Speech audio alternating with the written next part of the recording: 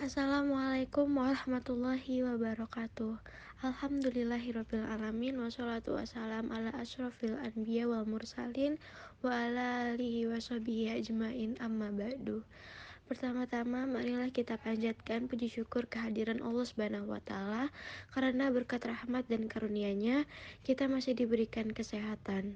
Tak lupa marilah kita sanjungkan sholawat serta salam kepada junjungan kita Nabi besar Muhammad sallallahu alaihi wasallam, kepada keluarga, sahabat dan para pengikutnya hingga akhir zaman.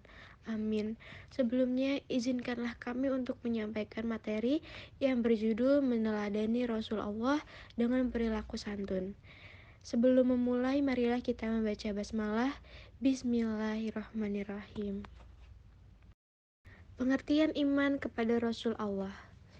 Iman kepada Rasul Allah adalah mempercayai dan meyakini sepenuh hati bahwa Allah Subhanahu wa taala telah benar-benar mengutus Rasul-Rasul Allah yang ditugaskan untuk membimbing umatnya ke jalan yang benar agar selamat di dunia dan juga di akhirat. Perbedaan Rasul dan Nabi. Rasul yang pertama, seorang manusia yang diberi wahyu berupa syariat dan diperintahkan untuk menyampaikannya kepada umat manusia. Yang kedua, manusia pilihan Allah Subhanahu wa taala yang diangkat sebagai utusan yang diberi wahyu dengan membawa syariat baru. Nabi. 1. Seorang manusia yang diberi wahyu berupa syariat, baik diperintahkan untuk menyampaikannya ataupun tidak. Yang kedua, manusia pilihan Allah Subhanahu wa taala untuk menegaskan syariat umat sebelumnya.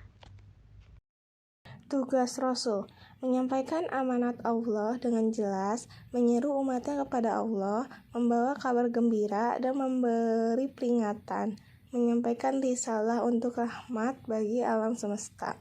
Adapun sifat-sifat Rasul. 1. Kizib, artinya berdusta.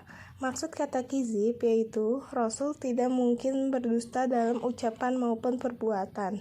2. Khianat, artinya ingkar janji. Maksud kata khianat yaitu Rasul tidak mungkin berkhianat terhadap yang telah diamanahkan kepadanya. 3. Khidmat, artinya tersembunyi. Maksud kata khidmat yaitu Rasul tidak mungkin menyembunyikan wahyu yang telah diterima. 4. Baladah, artinya bodoh. Maksud kata baladah yaitu Rasul tidak mungkin bodoh. Rasul adalah pribadi yang cerdas. Sifat-sifat Nabi. 1. Sidik, artinya benar. Segala sesuatu yang diucapkan oleh para nabi adalah kebenaran dan tidak mungkin melenceng dari kenyataan. Allah Subhanahu wa taala menyifati para nabinya dengan kejujuran. Contoh, kejujuran Nabi Idris alaihi salam yang ditegaskan dalam Quran surah Maryam ayat 56, kejujuran Nabi Ibrahim alaihi salam yang diterangkan dalam Quran surah Maryam ayat 41, dan kejujuran Nabi Muhammad sallallahu alaihi wasallam penjelasan dalam Quran surah Al-Ahzab ayat 22. Yang kedua, amanah, artinya dapat dipercaya. Nabi dan Rasul harus menyampaikan seluruh perintah Allah dan larangannya tanpa menambah atau mengurangi dan tanpa mengubah atau mengganti. Yang ketiga adalah tabligh.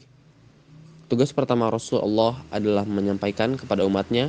Nabi dan Rasul telah menyampaikan sepanjang hari tanpa mengenal lelah dan bosan. Yang keempat adalah al-fatanah, atau yang berarti Rasul memiliki kecerdasan yang tinggi.